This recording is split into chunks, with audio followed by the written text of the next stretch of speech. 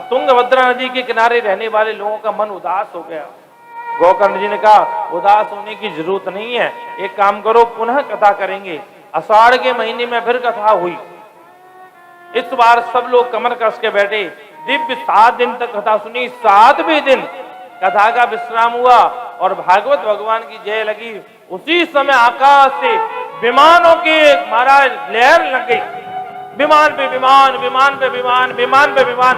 भगवान के पास करोड़ों सैकड़ों विमान लेकर के आए और उस गांव में सूगर कीट पतंग जितने भी लोग थे सब विमान में 4-4 भुजा के बन करके बैठे और साक्षात भगवान प्रकट हो गए और गोकर्ण जी को हृदय से लगा लिया। बेटा आज मैं कह सकता हूं तू मेरा बेटा है।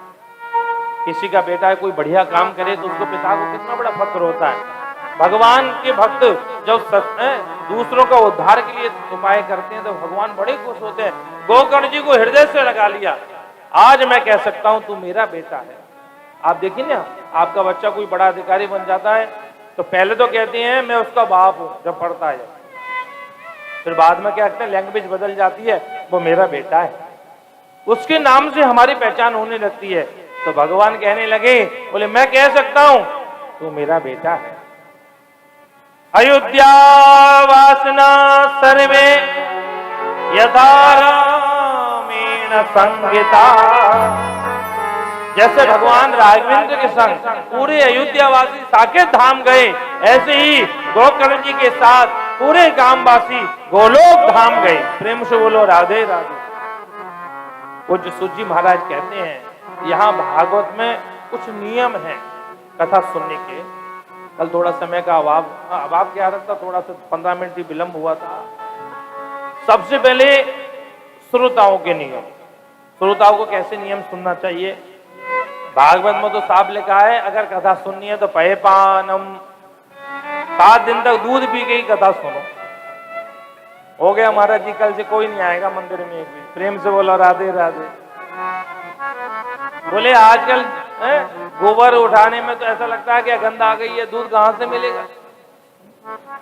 विडंबना है। देखो बुरा नहीं मानना, पता नहीं क्यों हमारे हमसे कहा बगैर रहा नहीं जाता है। हम लोग कुत्ते पालने में शर्म महसूस नहीं करते हैं और घर में गाय पालने में बड़ी शर्म महसूस होती है। माता पिता को सुबह मॉर्निंग वॉक में नहीं ले जा सकते हैं और उससे ले जाएंगे, उसकी डोरी पकड़ के घुमा के लाएंगे 2-2, 4-4 किलोमीटर। ये विडंबना है, बड़ी विडंबना है। चाहे यहाँ हो चाहे वहां हो, हमने हर जगह देखा, देश जाए चाहे विदेश जाए, माता पिता डॉक्टर ने कहा ना 2-4, 1-8 किलोमीटर इनको घुमाया करो, इनको सुंदर हवा मिली जिससे, तो उनके लिए तो कोई सर्वेंट रख देंगे। और घर में अगर कुत्ता पाला है तो घर का मालिक ही घुमा के लाएगा सुबह चड्डा पहन के उसे। प्रेम से बोलो राधे राधे। ये बड़ी विडंबना है, ऐसा नहीं होना चाहिए। अरे कम घर में जगह नहीं है तो किसी गौशाला में एक गाय गोद ले लो, वहां तो ले सकते हैं, कम से कम उसका दूध तो हमारे पास आएगा। गावो विश्वस्य मातरा, गाय ऐसा पशु है जिसके गोबर और गौमूत्र में भी लक्ष्मी का वास होता है। भगवान को जब नजर लगती थी कन्हैया को तो मैया गाय के पूंछ से झाड़ा लगाती थी। इंद्रियाणी ऋषिकेश प्राणा नारायणावतो। और भागवत में साफ लिखा है कैसी भी नजर लग जाए, चाहे महाप्रेत की भी नजर लगे, अगर भागवत के श्लोक से और गौ पूछ से बच्चे को झाड़ा लगाए सब नजर दूर हो जाती है।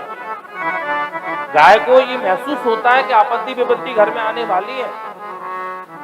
पहले घर पे लिखा रहता था, पहले घर पे क्या लिखा रहता था, स्वागतम सुस्वागतम वेलकम लिखा रहता था। अब घर पे बोर्ड लगा रहता है सावधान, फोटो और छपा रहता है। कभी कभी तो ऐसा लगता है घर में सब यही रहते हैं क्या, यहाँ नहीं आओ सावधान। अरे हम सनातनी है, हमारे घर पे राधे राधे लिखा हो, हमारे घर पर राम राम लिखा हो, हमारे घर पर शुभ लाभ लिखा हो, हमारे घर पर श्री गणेशाय नमः लिखा होना चाहिए। हम इस देश के थोड़ी हैं जो हमारे घर पे उसका फोटो बना हो। हम इसके विपक्ष में नहीं है कि कुत्ते ना पालो, वो उनको भोजन दो, पानी दो, सब दो, लेकिन गले लगाना हो तो गाय को लगाओ, गले लगाना हो तो माता पिता को लगाओ, गले लगाना हो तो ठाकुर जी को लगाओ। भागवत में लिखा है जो श्रोता है पयपानम, दूध पीकर कथा सुन नहीं है तो घृतपानम, घी पीकर कथा सुने। बोले महाराज आजकल तो घर में रोटी भी हो ना केवल घी दिखाते हैं उसको, है? जब भोजन करते हैं तो घी दिखाना ही पड़ता, डॉक्टर मना करता बीपी हाई हो जाएगा, घी नहीं पाना। आजकल तो बिना चिकनाट वाले भी तेल आने लगे, तो फिर कैसे? तो लिखा फलाहार, फलहार करके। जो माता एकादशी करती हैं, आज एकादशी है, बहुत बड़ी एकादशी है, इसका नाम है पवित्रा एकादशी। और हमारे ब्रज में तो आज के दिन उत्सव मनाते हैं।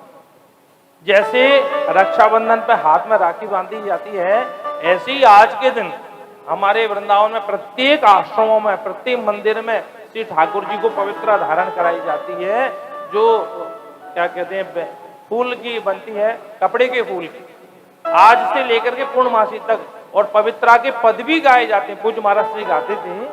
आज की एकादशी का नाम है पवित्र एकादशी। संपूर्ण 12 महीने में हमने जितना भी अपराध किया, आज एकादशी व्रत करने से सबका समन हो जाता है।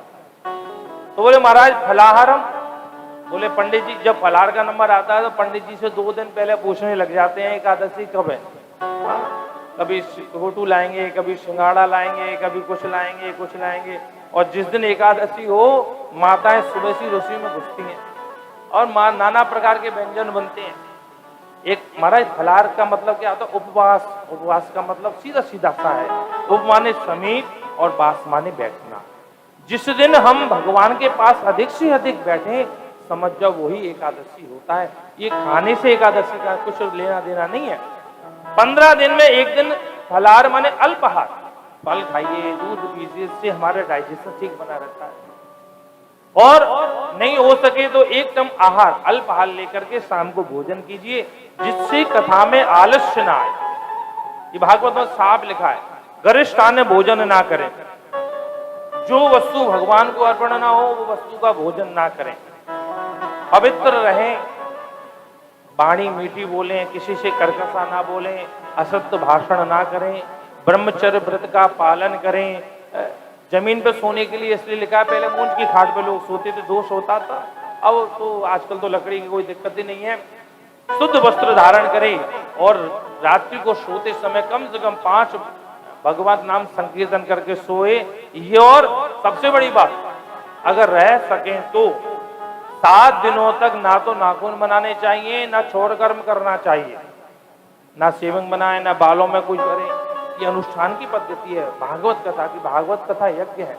ये श्रोता के नियम और वक्ता के।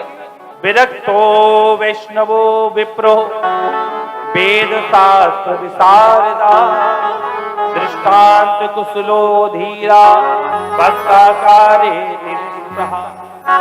वक्ता कैसा होना चाहिए? भागवत में लिखा है विरक्तो, सबसे पहले वक्ता विरक्त होना चाहिए। ये जो गद्दी है व्यास गद्दी, ये विरक्त गद्दी है। आप पढ़िए, सूत जी महाराज कौन थे? विरक्त थे, शादी कभी नहीं हुई। सुखदेव जी महाराज कौन थे? विरक्त थे, कभी शादी नहीं हुई। सनकादि ऋषि कौन थे? विरक्त थे, कभी शादी नहीं हुई। विरक्त तो, और विरक्त के शादी भी वैष्णव। वैष्णव किसे कहते हैं? जिनके मस्तिष्क पर ऊंचा तिलक हो, ऊर्ध्व पुंड। विप्रो और ब्राह्मण होना चाहिए। और ब्राह्मण भी कैसा? यज्ञोपवीत धारी होना चाहिए, गले में कंठी माला होनी चाहिए। वेद शास्त्र विशारदा, उसे वेद शास्त्रों का ज्ञान होना चाहिए। दृष्टांत कुशलो धीरा वक्ता कार्ये निष्प्रहा। ऐसा नहीं कुछ भी बोलते रहे, सामने वाले को सुनने का मन ही नहीं हो रहा। वक्ता ऐसा होना चाहिए जो गागर में सागर को भर दे, ऐसा। और वक्ता के भी नियम है, 7 दिन तक वक्ता जो है छोड़ कर्म ना करे। 7 दिन तक वक्ता ना सेविंग बनाए, ना दाढ़ी बनाए, ना नाखून बनाए। ये सारे वक्ता के नियम है। ब्रह्मचर्य व्रत का भी पालन करे। ऐसे जब कथा कराई जाती है तो कथा का फल तत्क्षण मिलता है। प्रेम से बोलो राधे राधे। कुछ महीने बताए, केवल पौष का महीना छोड़ के कभी भी कथा सुन सकते हैं। लेकिन सोनकादि ऋषि कहने लगे, प्रभु अगर पौष में सुनना हो तो कह दिया, सदा सेव्य श्रीमद् भागवती कथा। जब ठाकुर जी कृपा करें अब भागवत कथा को सुनना प्रारंभ कर दो। इतनी दिव्य सुंदर कथा हो रही थी, उसी समय भगवान प्रकट हो गए, अद्भुत संगीत प्रकट हुआ। प्रहलाद स्थालधारी तरल तलगतया चोद्धवो कांसधारी वीणाधारी सुर ऋषि सुर कुशलतया राग करतार्जनो इंद्रो वारी मृदम जय जय सुकरा कीर्तनस्ते कुमार यत्रास्ते भाव भक्त सरस रचनया व्यास पुत्रो बभूवा। इतना सुंदर संगीत उत्पन्न हुआ, प्रहलाद जी महाराज प्रकट हो गए, अपने हाथों से कांसे बजा रहे हैं। भगवान सुखदेव जी महाराज जय हो की धुनी गा रहे हैं, इंद्र मृदंग बजा रहे हैं, नारद जी वीणा बजा रहे हैं। दिव्य संकीर्तन महात्म्य के विश्राम में हो रहा है।